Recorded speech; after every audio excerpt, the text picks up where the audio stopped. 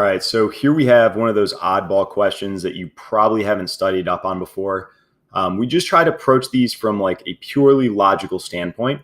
So I want to think about this. We have two gears. We have gear P and gear Q, and gear P revolves 10 times per minute, and gear Q revolves 40 times per minute. Okay, so in every 1 minute, P revolves 10 times and Q revolves 40 times, which means they're rotating at a 1:4 ratio.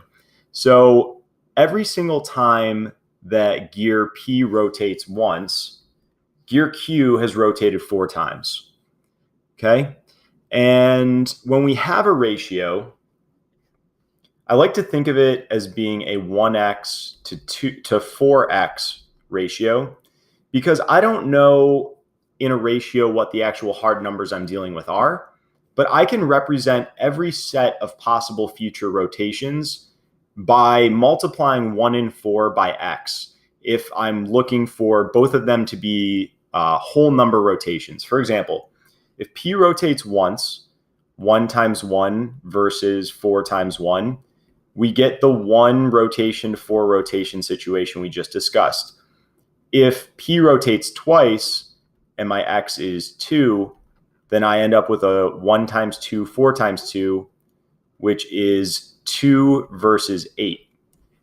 And right away, we already see that we have a difference of 6 here. But if it was a more complicated situation, we could have said, okay, I can represent the difference in how many times these two items are rotating as 4x minus 1x, which is 3x, where x represents the multiplier. And if I know 3x equals 6, then that means x equals 2. And if I plug that back into the original equation, that means 2 rotations to 8 rotations, P versus Q, based on our ratio.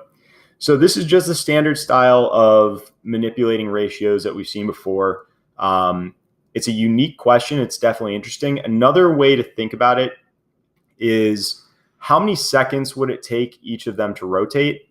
And you could then approach it from that style, but I think this is way easier and a little bit more elegant of a solution than that, but also completely logical. It's like put them both in terms of each other. How many times faster is Q rotating than P? And then just kind of walk through step by step on the numbers and you'll get to where you need to go. Or you could set up an actual formula like this and get there kind of a more elegant way, but we don't have to be elegant. We just have to get the job done quickly because it's the GMAT.